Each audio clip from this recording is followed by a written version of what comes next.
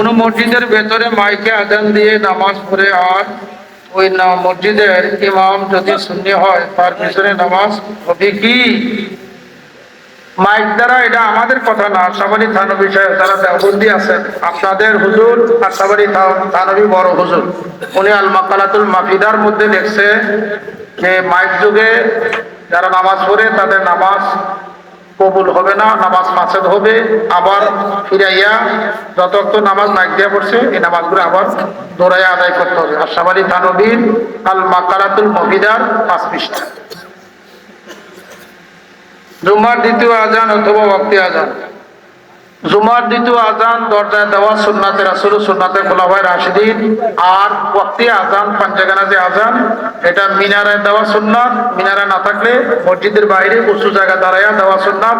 হানাফি মাযহাবের প্রত্যেকটা ফতোয়ার কিতাবে আছে। একটি জামে মসজিদে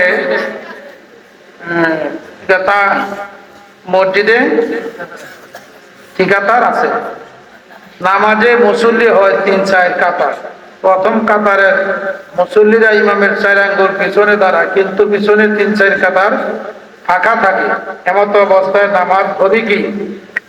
আপনার যদি মুসল্লির সংখ্যা দেখা যায় যে শেষ কাতার গুলা কি ফাঁকা থাকছে, সেই ক্ষেত্রে ইমাম সাহেবকে ইমাম সাহেবের অবস্থানে রাখা এক কাতার পিছন থেকে মুসল্লিরা কাতারবদ্ধ হইতে হবে, আর না হয় নামাজে খরুরিয়ার সৃষ্টি হবে।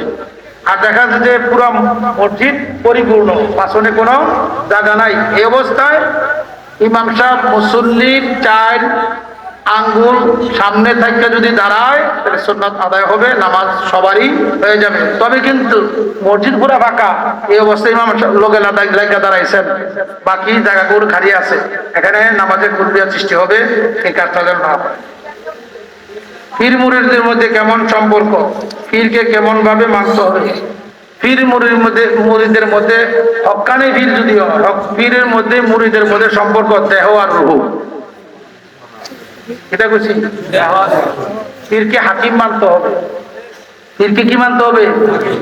আপনি যখন পীরের কাছে মুরিদ হইছেন, আপনার আর নিজের কোনো এরাদা নাই, পীরের এরাদাই মুরিদের এরাদা। হক্কানি পীরে মুরিদকে যেভাবে কোরআন সুন্নাহ অনুযায়ী হুকুম দেয়, এই হুকুমটা মান্য করা প্রত্যেক মুরিদের জন্য একান্তই কর্তব্য। পীর মুরিদের সম্পর্ক এলজামি জবাব হচ্ছে, সংক্ষিপ্ত জবাব হচ্ছে দেহ আর রূহ। নামাজে মাইকু ফাঁকা, নামাজরত অবস্থায় ফাঁকার বাতাস গ্রহণ করা মাকরুহ তাহরিমা। ফতোয়া আলমগীরের মধ্যে আছে ইউকরাহু আইয়ারুহা বিল মারওয়াতে, নামাজরত অবস্থায় ফাঁকার বাতাস গ্রহণ করা মাকরুহ তাহরিমা। আল্লাহ আমাদেরকে হক বোঝার তৌফিক দান করুন। আমিন। সবাই বলেন আমিন।